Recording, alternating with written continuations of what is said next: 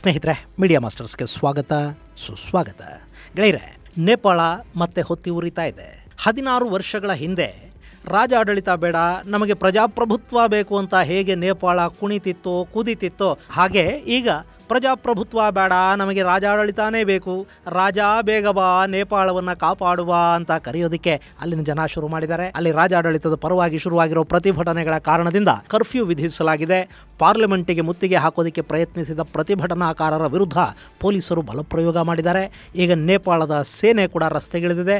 ಒಟ್ಟಾರೆ ನೇಪಾಳ ಉದ್ವಿಗ್ನಗೊಂಡಿದೆ. ಈ ನಡುವೆ ಈ ಗಲಭೆಗಳ ಹಿಂದೆ ಭಾರತದ ಕೈವಾಡ ಇದೆ ಅಂತ ಅಲ್ಲಿನ ಪ್ರಧಾನಿ ಕೆಪಿ ಓಲಿ ಆರೋಪವನ್ನು ಮಾಡ್ತಾ ಇದ್ದಾರೆ. ಹಾಗೆ ಈ ಪ್ರತಿಭಟನೆಗಳಿಗೆ ಕೆಪಿ ಓಲಿ ಆಡಳಿತಾನೇ ಕಾರಣ, ಓಲಿ ರಾಜೀನಾಮೆ ಕೊಡ್ಲಿ ಅಂತ ಅಲ್ಲಿನ ಇನ್ನಿತರ ಪಕ್ಷಗಳು ಕೇಳ್ತಾ ಇವೆ. ಇನ್ನು ನೇಪಾಳದಲ್ಲಿ ರಾಜಾಡಳಿತ ಹೋಗಿ ಪ್ರಜಾಪ್ರಭುತ್ವದ ಹೆಸರಲ್ಲಿ ಕಮ್ಯುನಿಸ್ಟರು ಬಂದು ಕೂತ್ಕೊಳ್ಳೋದರ ಹಿಂದೆ ಕೂಡ ಅವತ್ತಿನ ಭಾರತೀಯ ಆಡಳಿತದ ಕೈವಾಡ ಇತ್ತು ಅಂತ ಹೇಳಲಾಗ್ತಾ ಇದೆ. ಹಾಗಾದ್ರೆ ಏನಾಗ್ತಾ ಇದೆ ನೇಪಾಳದಲ್ಲಿ? ಈ ಹಿಂದಿನ ಗಲಭೆಗಳು ಹಾಗೂ ರಾಜನ ಪದಚ್ಯುತಿಯ ಹಿಂದೆ ಭಾರತದ ಅವತ್ತಿನ ಸರ್ಕಾರದ ಹಸ್ತಕ್ಷೇಪ ಇತ್ತಾ? ಬನ್ನಿ ನೋಡೋಣ.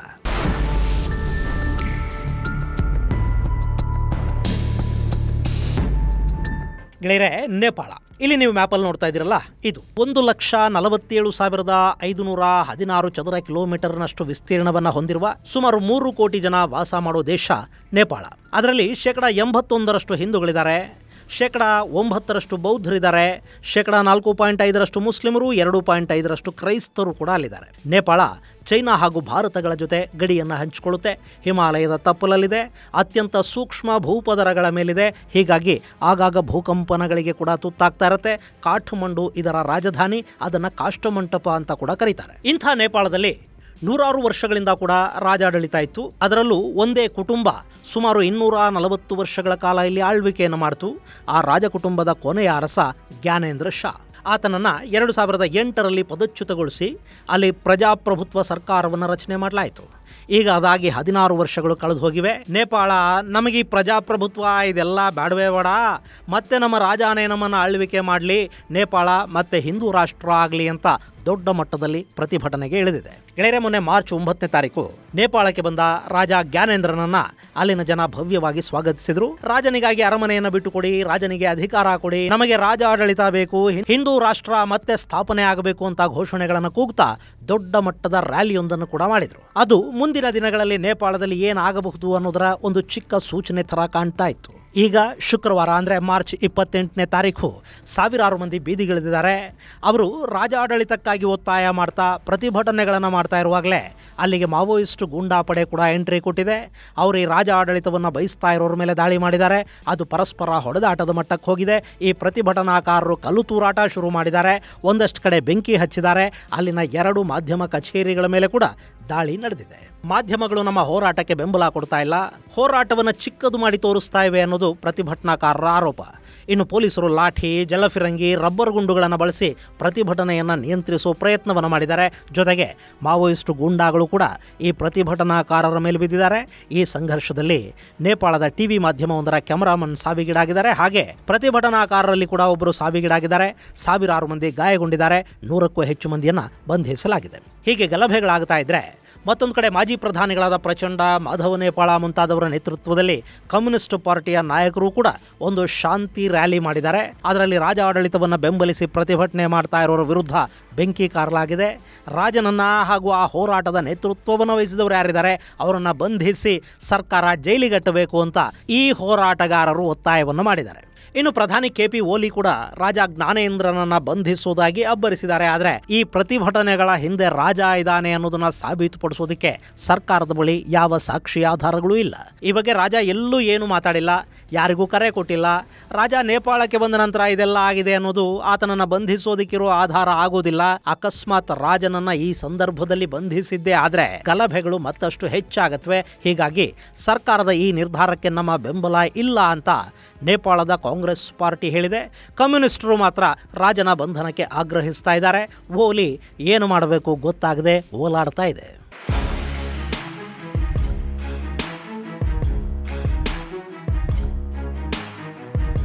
ಹಾಗೆ ನೋಡಿದರೆ ಗೆಳೆಯರೆ, ನೇಪಾಳದ ಇದೇ ಜನ 16 ವರ್ಷಗಳ ಹಿಂದೆ ರಾಜಾಡಳಿತದ ವಿರುದ್ಧ ಬೀದಿಗಿಳಿದಿದ್ರು. ಅವತ್ತು ಏನಾಯಿತು ಅನ್ನೋ ಕುರಿತು ಈ ಹಿಂದಿನ ವಿಡಿಯೋದಲ್ಲಿ ಹೇಳಿದ್ದೀನಿ. ಅದರ ಲಿಂಕನ್ನು ಡಿಸ್ಕ್ರಿಪ್ಷನ್ ಬಾಕ್ಸಲ್ಲಿ ಕೊಡ್ತಾ ಇದ್ದೀನಿ, ನೀವು ಅದನ್ನು ಕೂಡ ನೋಡಬಹುದು. ಅವತ್ತು ಜನರ ಒತ್ತಾಯ ಗಲಭೆಗಳ ಕಾರಣಕ್ಕೆ ಅಲ್ಲಿನ ಸಂಸತ್ತು ರಾಜಾಡಳಿತವನ್ನು ರದ್ದು ಮಾಡಿ ಸಂಪೂರ್ಣ ಪ್ರಜಾಪ್ರಭುತ್ವವನ್ನು ಅಪ್ಪಿಕೊಳ್ಳುವ ನಿರ್ಣಯವನ್ನು ಅಂಗೀಕರಿಸಿತು. ಆದರೆ ಹಾಗೆ ಬಂದ ಪ್ರಜಾಪ್ರಭುತ್ವಕ್ಕೆ ಗಟ್ಟಿಯಾಗಿ ನಿಂತುಕೊಳ್ಳೋದಕ್ಕೆ ಕೂಡ ಸಾಧ್ಯ ಆಗಲಿಲ್ಲ. ಜನರ ಆಶೋತ್ತರಗಳನ್ನು ಈಡೇರಿಸುವುದರಲ್ಲಿ ಅದು ವಿಫಲವಾಯಿತು. ಪ್ರಜಾಪ್ರಭುತ್ವ ಒಂದು ಸುಸ್ಥಿರ ಆಡಳಿತವನ್ನು ಕೊಡಲಿಲ್ಲ. 16 ವರ್ಷಗಳಲ್ಲಿ ನೇಪಾಳ ಅನ್ನೋ ಈ ಸಣ್ಣ ದೇಶದಲ್ಲಿ 14 ಸರ್ಕಾರಗಳು ಬದಲಾದವು. ಚುನಾವಣೆಯ ಸಂದರ್ಭದಲ್ಲಿ ಪರಸ್ಪರ ವಿರೋಧಿಗಳಾಗಿದ್ದವರು ಚುನಾವಣೆ ನಡೆದ ನಂತರ ಅಧಿಕಾರಕ್ಕಾಗಿ ಒಂದಾಗ್ತಾ ಹೋದ್ರು. ಸಮ್ಮಿಶ್ರ ಸರ್ಕಾರಗಳು ರಚನೆ ಆಗ್ತಾ ಇದ್ವು, ಬಿದ್ದು ಹೋಗ್ತಾ ಇದ್ವು, ಮೈತ್ರಿಗಳು ಬದಲಾಗ್ತಾ ಇದ್ವು, ಪ್ರಧಾನಿಗಳು ಬದಲಾಗ್ತಾ ಇದ್ರು, ಮತ್ತೆ ಹೊಸ ಸರ್ಕಾರ, ಮತ್ತೆ ಹೊಸ ಪ್ರಧಾನಿ. ಈ ಗದ್ದಲದಲ್ಲಿ ನೇಪಾಳ ಅಭಿವೃದ್ಧಿಯನ್ನು ಬಿಟ್ಟು ಮಿಕ್ಕೆಲ್ಲವನ್ನು ನೋಡ್ತು. ಅಲ್ಲಿ ಬಡತನ ಹೆಚ್ಚಾಯಿತು, ದೇಶದ ಸಾಲ ಹೆಚ್ಚಾಯಿತು, ಭ್ರಷ್ಟಾಚಾರ ಹೆಚ್ಚಾಯಿತು, ನಿರುದ್ಯೋಗ ಹೆಚ್ಚಾಯಿತು. ಜನಕ್ಕೆ ನಾವು ಏನು ಮಾಡಿಕೊಂಡು ಬಿಟ್ವಿ ಅಂತ ಅನ್ಸೋದಕ್ಕೆ ಶುರುವಾಯಿತು. ರಾಜಾಡಳಿತದಲ್ಲಿ ಯಾವತ್ತೂ ನೋಡದ ಥರಾವರಿ ಸಮಸ್ಯೆಗಳನ್ನು ಅವರು ಈ 16 ವರ್ಷಗಳ ಪ್ರಜಾಪ್ರಭುತ್ವದ ಅವಧಿಯಲ್ಲಿ ನೋಡಿದರು. ಗೆಳೆಯರೆ, ಯಾವುದೇ ದೇಶದ ಜನ ಏನನ್ನು ಬೇಕಾದರೂ ಸಹಿಸಿಕೊಂಡು ಬಿಡ್ತಾರೆ. ಆದರೆ ಅವರ ಆದಾಯ ಕಡಿಮೆ ಆಗಿ ಬೆಲೆ ಏರಿಕೆ ಅನ್ನೋದು ನಿಯಂತ್ರಿಸೋದಕ್ಕೆ ಸಾಧ್ಯವಾಗದಷ್ಟು ಹೆಚ್ಚಾಗಿ ಜೇಬಿಗೆ ಕನ್ನ ಬೀಳೋದಕ್ಕೆ ಶುರುವಾದರೆ, ಅವರ ದುಡಿಮೆಯನ್ನು ಯಾರೋ ದೋಚ್ತಾ ಇದ್ದಾರೆ ಅನ್ಸೋದಕ್ಕೆ ಶುರುವಾದರೆ ಅಲ್ಲಿಗೆ ಮನುಷ್ಯನ ಸಹನೆಯ ಕಟ್ಟೆ ಒಡೆದು ಹೋಗುತ್ತೆ. ನೇಪಾಳದಲ್ಲಿ ಈಗ ಅದೇ ಆಗ್ತಾ ಇರೋದು. ಇನ್ನು ಶತಮಾನಗಳಿಂದ ಕೂಡ ಭಾರತ ಹಾಗೂ ನೇಪಾಳದ ಸಂಬಂಧಗಳು ತುಂಬಾ ಗಟ್ಟಿಯಾಗೇ ಇದ್ವು. ಅಲ್ಲಿನ ಪಶುಪತಿನಾಥ ದೇವಾಲಯ ಇದೆ ನೋಡಿ, ಅದರಲ್ಲಿ ಇವತ್ತಿಗೂ ಕೂಡ ಮುಖ್ಯ ಅರ್ಚಕರಾಗಿ ನೇಮಕಗೊಳ್ಳೋದು ನಮ್ಮ ದಕ್ಷಿಣ ಭಾರತದ, ಅದರಲ್ಲೂ ಕರ್ನಾಟಕ ಮತ್ತು ಕೇರಳದ ಬ್ರಾಹ್ಮಣರು. ಇವತ್ತಿಗೂ ಕೂಡ ಅದೆಷ್ಟೋ ನೇಪಾಳಿಗಳು ಭಾರತದಲ್ಲಿ ಬದುಕನ್ನು ಕಟ್ಟಿಕೊಳ್ತಾ ಇದ್ದಾರೆ. ಅವರನ್ನು ನಾವ್ಯಾರು ವಿದೇಶಿಯರು ಅಂತ ನೋಡಲೇ ಇಲ್ಲ. ಆದರೆ ಅಲ್ಲಿಗೆ KP ಓಲಿ ಅನ್ನೋ ಓತಿಕೇತದಂಥವನು ಬಂದು ಪ್ರಧಾನಿ ಆದ ನೋಡಿ, ಭಾರತ ನೇಪಾಳದ ಸಂಬಂಧಗಳು ಹಳ್ಳ ಹಿಡಿದು ಹೋದು. ಆತನಿಗೆ ಅದು ಯಾಕೋ ಗೊತ್ತಿಲ್ಲ, ಭಾರತವನ್ನು ಕಂಡ್ರೆ ಆಗೋದಿಲ್ಲ. ಈ ಹಿಂದೆ ಅಂದರೆ 2020ರಲ್ಲಿ ಈತ ಪ್ರಧಾನಿಯಾಗಿದ್ದ. ಆ ಸಂದರ್ಭದಲ್ಲಿ ಭಾರತದ ವಿರುದ್ಧ ಗಡಿ ಖ್ಯಾತೆ ತೆಕ್ಕೊಂಡು ಕೂತ ಕಾಲಾಪಾನಿ, ಲಿಂಪಿಯಾಧುರ ಮತ್ತು ಲಿಪುಲೇಕ್ ಪ್ರದೇಶಗಳು ನಮಗೆ ಸೇರಬೇಕು ಅಂತ ಈ ಓಲಿ ಭಾರತದ ವಿರುದ್ಧ ಖ್ಯಾತೆ ತೆಗೆದ. ನೇಪಾಳಕ್ಕೆ ಈ ಭೂಭಾಗಗಳನ್ನು ಸೇರಿಸಿಕೊಂಡಂತೆ ಒಂದು ಮ್ಯಾಪ್ ಅನ್ನು ಬಿಡುಗಡೆ ಮಾಡಿಸಿದ. ಓಲಿ ಚೈನಾಗೆ ಅತ್ಯಾಪ್ತ. ಚೈನಾದ ಮಾತು ಕೇಳಕಂಡೇ ಭಾರತದ ಜೊತೆ ಕಿರಿಕ್ ಮಾಡ್ಕೋತಾನೆ ಅನ್ನೋದು ಗೌಪ್ಯ ವಿಷಯ ಏನಲ್ಲ. ಮೊನ್ನೆ ಅಂದರೆ ಕಳೆದ ವರ್ಷ ಓಲಿ ಚೈನಾಗೆ ಹೋಗಿ ಬೆಲ್ಟ್ ಅಂಡ್ ರೋಡ್ ಇನಿಷಿಯೇಟಿವ್ಗೆ ಸಹಿ ಕೂಡ ಮಾಡಿ ಬಂದಿದ್ದಾನೆ. ಈತನ ಅವಧಿಯಲ್ಲಿ ನೇಪಾಳ ಅತಿ ಹೆಚ್ಚು ಸಮಸ್ಯೆಗೀಡಾಗಿದೆ, ಆರ್ಥಿಕ ಸಂಕಷ್ಟಕ್ಕೆ ಸಿಲುಕಿದೆ. ಚೈನಾ ನಿರ್ಮಾಣ ಮಾಡಿರೋ ಪೋಖ್ರಾ ಅಂತಾರಾಷ್ಟ್ರೀಯ ವಿಮಾನ ನಿಲ್ದಾಣದಿಂದ ಅವರಿಗೆ ಲಾಭ ಆಗ್ತಾ ಇಲ್ಲ. ಆದರೆ ಸಾಲ ಅನ್ನೋದು ತಲೆ ಏರಿ ಕೂತಿದೆ. ಸೊ ಅರಾಜಕತೆ, ಅಸ್ಥಿರತೆ, ಆರ್ಥಿಕ ಸಮಸ್ಯೆಗಳು, ನಿರುದ್ಯೋಗ, ಬೆಲೆ ಏರಿಕೆ, ಆದಾಯದ ಕುಸಿತ, ಈ ಎಲ್ಲ ಕಾರಣಗಳು ನೇಪಾಳದ ಜನಕ್ಕೆ ಈ ಪ್ರಜಾಪ್ರಭುತ್ವಕ್ಕಿಂತ ರಾಜಪ್ರಭುತ್ವನೇ ಚೆನ್ನಾಗಿತ್ತು ಅನ್ನೋ ಥರದ ಭಾವನೆಯನ್ನು ಮೂಡಿಸಿದರೆ ಖಂಡಿತ ಅಚ್ಚರಿಯೇನಿಲ್ಲ.